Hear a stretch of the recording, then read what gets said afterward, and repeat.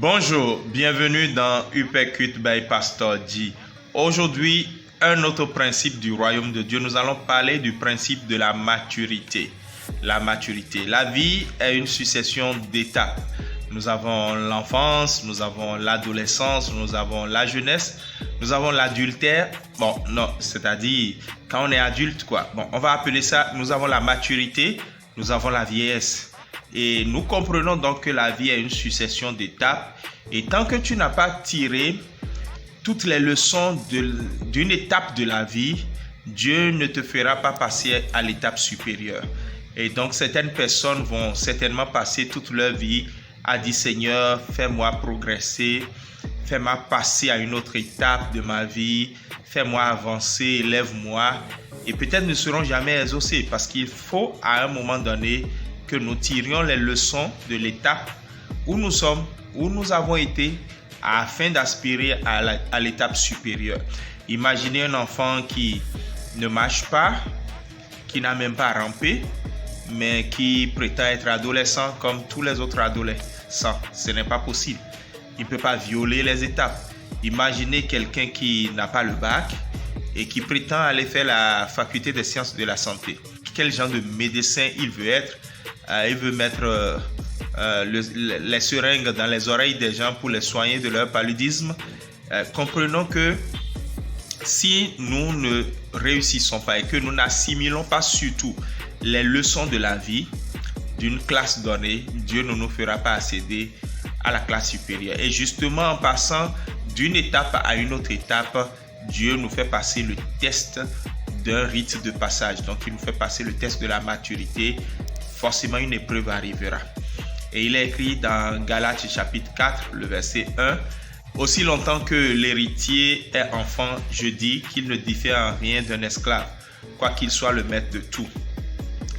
Oui, je suis prince héritier, mais pourtant, j'ai dans le palais royal, le palais de mon fils, le statut d'un esclave. Mais c'est embêtant quand même. Et je comprends là pourquoi l'Ecclésiaste dit alors qu'il a vu une chose anormale sur la terre, qu'il voit des princes marchant à pied et des esclaves étant à chevaux. Parce que si l'esclave, celui qui porte le nom d'esclave est mature, il va posséder les chevaux. Mais si celui qui est prince n'est pas mature, il marchera à pied. Et je pense qu'il est important pour nous de grandir, de mûrir, de laisser le fruit de l'esprit mûrir davantage. Revisitons chacun d'entre nous, moi-même y compris, chacun des aspects du fruit de l'esprit et demandons jusqu'où nous les avons intégrés dans notre vie. Si les douleurs, les souffrances que tu as dans ta vie, les blessures intérieures que tu n'as pas fini de les gérer, de tirer toutes les leçons de ce que tu as traversé dans le passé, comment peux-tu espérer avoir un futur? C'est là où je dis un passé blessé équivaut à un futur blessant et un futur handicapé. C'est pour ça que je donne rendez-vous à toutes les jeunes filles à Akpakpa le samedi 3 avril pour suivre un séminaire organisé par l'ONG Val des Reines sur la guérison des blessures intérieures.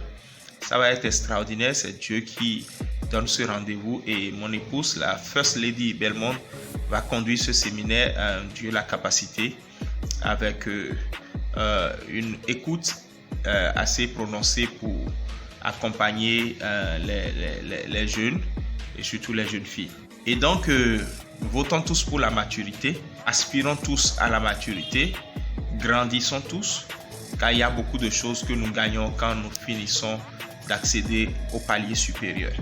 Que le Seigneur puisse bénir et propulser quelqu'un qui a déjà réussi à une épreuve à la dimension supérieure. Au nom de Jésus, Amen. Shalom.